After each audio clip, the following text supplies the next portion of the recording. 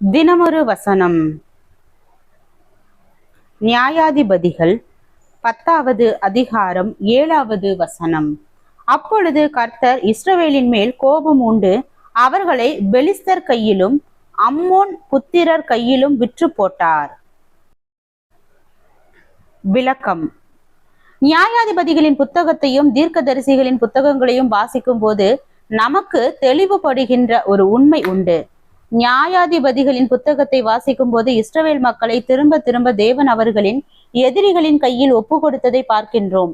இவைகள் இஸ்ரவேலர்களுக்கு எதிரான தண்டனைகள் போல தோன்றினாலும் உண்மையில் அவைகள் அவர்களை சீர்திருத்துவதற்காக தேவன் எடுத்த முயற்சிகளே. அவர்களை சரி செய்ய தேவன் அவர்களின் பகை நாடுகளையே உபயோகித்தார். தேவன் தம்முடைய ஜனங்களை செவ்வையான பாதையில் கொண்டு வருவதற்காகவும் அவர்கள் தங்கள் தவறுகளை உணர்ந்து மனம் திரும்புவதற்காகவும் அவர்களுடைய எதிரிகளையே தம்முடைய கருவிகளாக உபயோகித்தார் என்பதாகும். நம்மை வெறுக்கின்றவர்கள் மூலமாகவும் நம்மை விரோதிக்கின்றவர்கள் மூலமாகவும் கூட தேவன் நமக்கு உணர்வு உண்டாக்கி நம்மை மனம் திரும்புதலுக்கு நேராக நடத்துவார் என்பது இதிலிருந்து வெளியரங்கமாகும் உண்மை.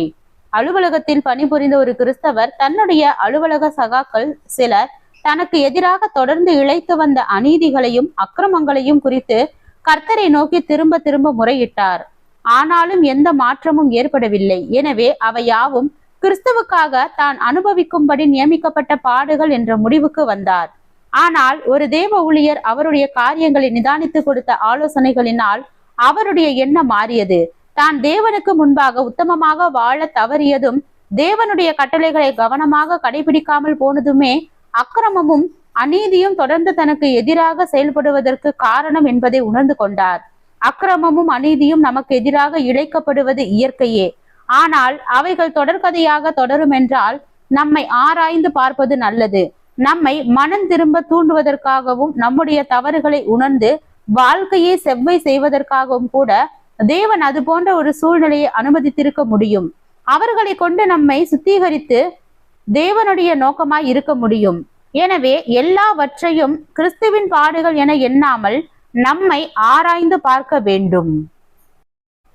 ஜெபம். தேவனுக்கு ஸ்தோத்திரம். தேவனே, நீர் எங்களுடைய வாழ்க்கையில் ஏற்படும் எல்லா இக்கட்டான சூழ்நிலைகளில் இருந்து எங்களை பாதுகாத்து நல்வழிப்படுத்தும் என் தேவாதி தேவனுக்கு நன்றி. ஆமேன்.